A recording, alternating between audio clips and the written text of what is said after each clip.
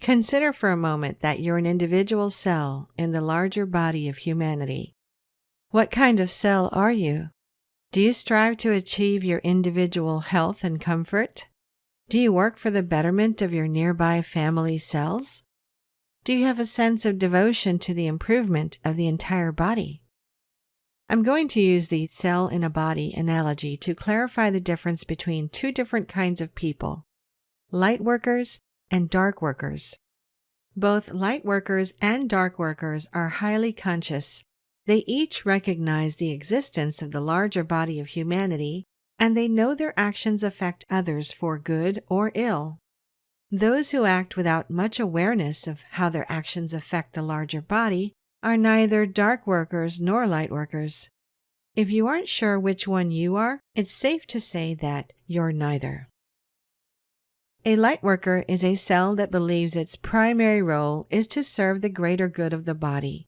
It considers this task so important that it would even sacrifice its own life in such a pursuit if it thought it was necessary. This is because a light worker identifies more with the larger body than with the individual cell it controls. Light workers see themselves as avatars of humanity or spirit. The individual ego identity isn't as important.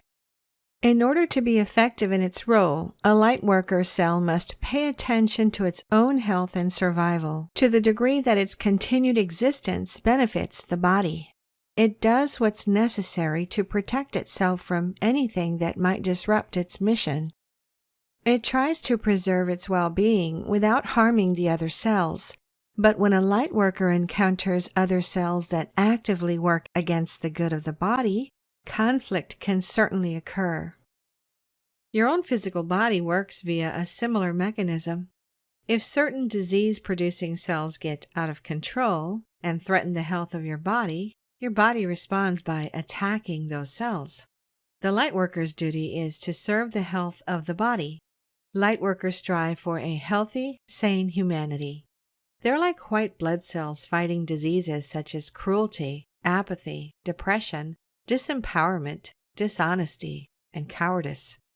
Such diseases damage the health of the body. The number one disease light workers battle is fear. Wherever there is fear in the body of humanity, light workers are driven to respond. One goal of many light workers is to stimulate the creation of more light worker cells. This may happen directly, but more often it occurs by cultivating the conditions under which more light workers will be created. Because of the influence of light worker cells, other cells become light workers as well. It isn't necessary for every cell in the body to become light workers. The body only needs enough light workers to counteract current threats to its health. You could say that, collectively, the light workers are humanity's immune system. Light workers are active cells, not passive ones.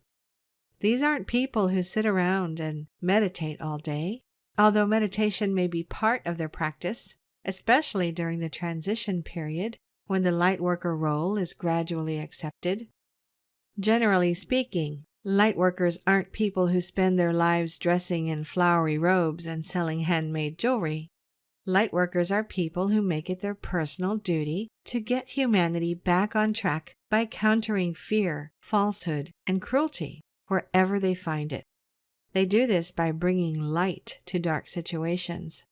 They empower other people to shed fear and to be strong once again, because strong, empowered cells yield a strong, healthy body. Dark workers. A dark worker is a cell that denies all responsibility for the health of the body.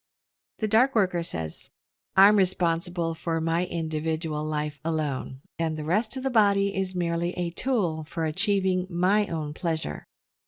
Dark workers are essentially cancer cells. They have no qualms about damaging the body to further their own aims, since the health of the body is of little consequence to them. To a dark worker, most other cells are expendable.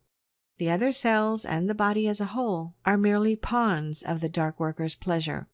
The dark worker's rights and privileges are paramount. and human rights in the broader sense are irrelevant. A dark worker cares only for personal gain. The consequences to other cells are of little or no concern. Dark workers have no empathy for what other cells experience. If others must suffer for the dark worker's pleasure, so be it. Dark workers love power. Increasing their power is their primary aim, since that is the means through which they achieve more pleasure for themselves. Dark workers commonly create and utilize methods that exploit others for personal gain. The suffering of others is meaningless. As long as the dark worker gets ahead, that's all that matters. Dark workers are very competitive. Winning for themselves is far more important than helping someone else. A dark worker only helps others to the extent that it furthers their personal agenda. The collective consciousness of humanity is well aware of its condition. It knows the body is unhealthy and is headed downhill. It knows that, left unchecked, the dark worker threat will take the body down with it. While this climate gives rise to more dark workers, there's also a strong counter-reaction on the rise. The presence of disease is triggering the body's immune system to increase the white blood cell count. Those white blood cells are light workers. The result is that many people are now hearing this call. It actually began decades ago, but it's particularly strong today. The body of humanity is acting in its own defense by calling more and more light workers into action. Some people are born with this inclination. Some have had it for many years, and others are currently waking up to it. This call creates a feeling like, whoa, we've really gotten off track here. This isn't how the world is supposed to be. Someone needs to do something about it. Damn, I think that someone is me. How the heck am I going to take on something so big? I suspect only a small percentage of you will resonate with the statement, I think that someone is me. If you have a lot of fear and/or greed in you, which unfortunately most people do, you won't likely hear this calling since it isn't broadcast on those channels. But if you endeavor to move beyond the consciousness of fear and greed, eventually you'll start feeling a vague inclination to do something good that helps the world in some small way. Over time, that feeling will become stronger and more specific. If you do hear such a calling, your first inclination will probably be to suppress it. I'd rather live in the Matrix. Life outside would be too hard.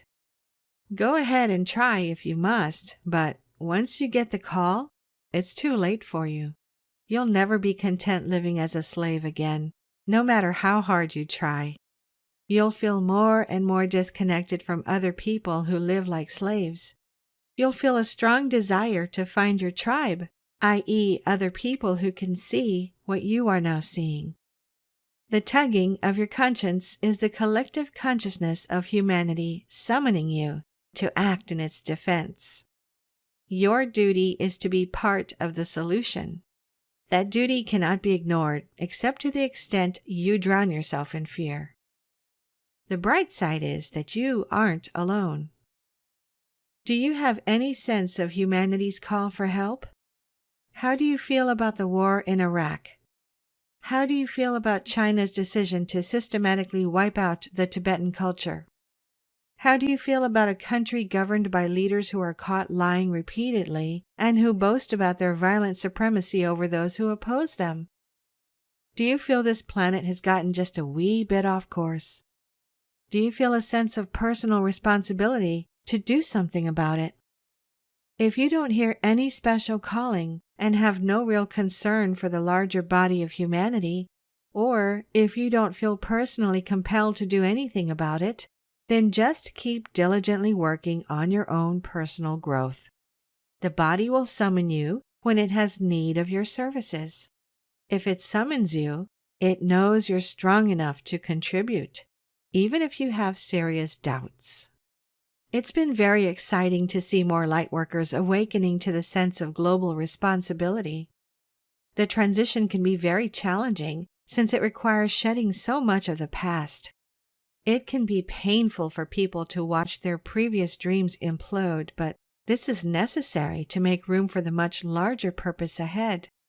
The upside is that working on the goals of the larger body of humanity is much more rewarding than working on the goals of an individual cell. Thanks for watching.